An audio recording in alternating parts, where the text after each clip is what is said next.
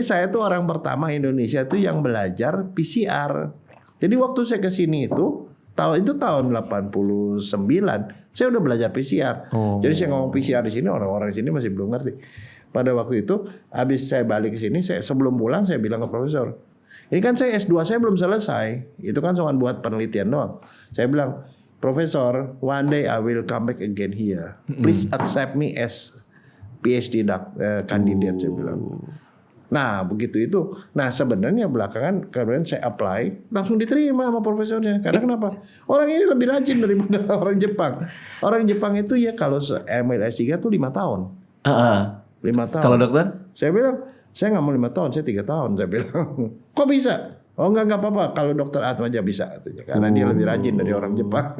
Jadi PhD-nya juga di Jepang? Saya di Jepang, saya balik lagi ke situ. PhD-nya apa dok? Dok, DNA. DNA lagi? Iya. Oh, berarti penelitian yang lebih ini lagi ya?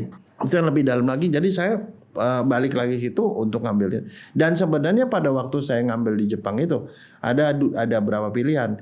Pilihan pertama adalah saya disertasinya dalam bahasa Jepang. Saya nggak mau. Nggak mau. Saya bilang nggak mau. Kalau bahasa Jepang mendingan saya pulang. Saya bilang. Kenapa? Profesornya orang Jepang. Saya kan bukan orang Jepang. Saya belajar bahasa Jepang kan berarti bahasa asing buat saya. Yeah. Kalau profesor tanya saya nggak ngerti pertanyaannya, disangka saya nggak ngerti jawabannya, betul nggak? Saya bilang kalau mau ujian saya itu saya pakai sistem yang bahasa Inggris. Bilang oke. Ya sehari-hari sih bisa, tapi kalau disertasi harus bahasa Inggris ya. Itu satu saya minta. Kedua saya bilang saya minta 3 tahun. Dia waktu itu cari alasan. Kenapa 3 tahun? Dia bilang saya mau cepet aja, saya dosen mau cepet, saya bilang. Karena waktu itu saya berpandangan lebih baik saya jadi dokter pada usia 35. Waktu itu 32 saya ngambil dapat. Itunya masih muda banget dok. 35.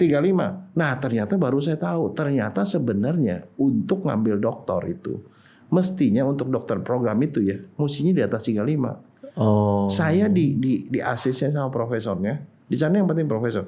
ACC karena orang ini rajin gitu loh.